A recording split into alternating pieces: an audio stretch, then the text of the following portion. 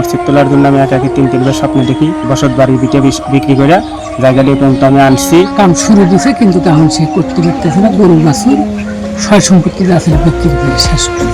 একটি স্বপ্ন, হ্যাঁ, মাত্র একটি স্বপ্ন বদলে দিতে পারে একজন মানুষের জীবন। কিন্তু সেই স্বপ্ন পূরণ করতে যদি কেউ নিজের গরু বিক্রি করে, নিজের জমি বিক্রি করে, এমনকি মাথা গোজার শেষ আশ্রয়টুকু ত্যাগ করে দেন, তাহলে কি তাকে পাগল বলবেন, নাকি বলবেন অদম্য বিশ্বাসের এক জীবন্ত উদাহরণ? সিরাজগঞ্জের রায়গঞ্জ উপজেলার এক সাধারণ রাজমিস্ত্রি সামিদুল ইসলামের গল্প এখন ঠিক এমনই বিস্ময় ছড়াচ্ছে চারদিকে। কারণ এক রাতে দেখা একটি স্বপ্নই তাকে নিয়ে গেছে এক অসাধারণ যাত্রায়, যে যাত্রার একমাত্র লক্ষ্য আল্লাহর ঘর নির্মাণ। সামিদুল ইসলাম পেশা একজন সাধারণ রাজমিস্ত্রি। অভাব অনটনের সংসার, সীমিত আয় আর প্রতিদিনের সংগ্রাম, এভাবেই চলত তার জীবন। কিন্তু এক রাতে তিনি স্বপ্নে দেখেন তার বাড়ির পাশেই দাঁড়িয়ে আছে দৃষ্টিনন্দন 3 তলা একটি মসজিদ, ঝলমলে গম্বুজ, নামাজে ভরা মুসল্লি আর এক অপার্থিব শান্তির দৃশ্য। ঘুম ভাঙার পর সে স্বপ্ন যেন তাকে তাড়া করে ফিরতে থাকে। শুধু একবার নয়, বারবার একই স্বপ্ন দেখতে থাকেন তিনি। অবশেষে স্থানীয় আলেমদের সাথে কথা বলে সিদ্ধান্ত নেন বাস্তবে সে মসজিদ নির্মাণ করবেন। কিন্তু প্রশ্ন ছিল একটাই, একজন দরিদ্র রাজমিস্ত্রি কিভাবে গড়ে তুলবেন এমন বিশাল একটি মসজিদ? আমি রাজমিস্ত্রি কাজ করছি। এখানে মসজিদ তোলার জন্য আমি একাকি 3-3 বার স্বপ্ন দেখি। মসজিদটা নির্মাণ করার মতো ক্ষমতা আমার ছিল না। পরে আমি জায়গাটা কেনার কারণে মোর গরু আছিল, গরু বিক্রি করে জায়গা বায়না দিলাম।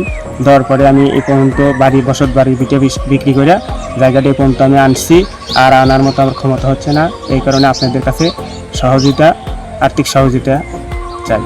অসম্ভবকে সম্ভব করা সে লড়াই শুরু হয় নিজের সবকিছু ত্যাগ করার মধ্য দিয়ে। মসজিদের জন্য জমি কিনতে প্রথমে বিক্রি করেন নিজের পালিত গরু, এরপর বিক্রি করেন জমি জমা, এমনকি নিজের বসত ভিটাও।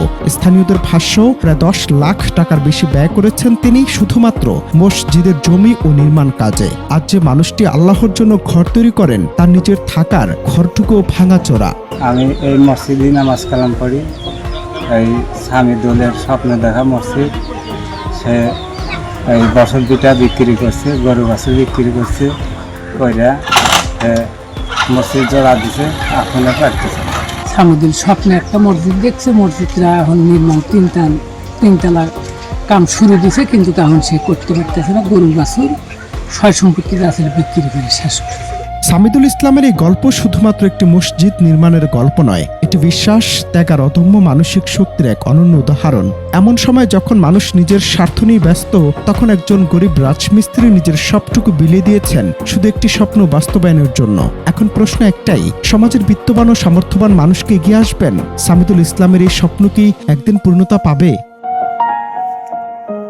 অনন্ত হাসান মাসুদ, বাংলা টিভি।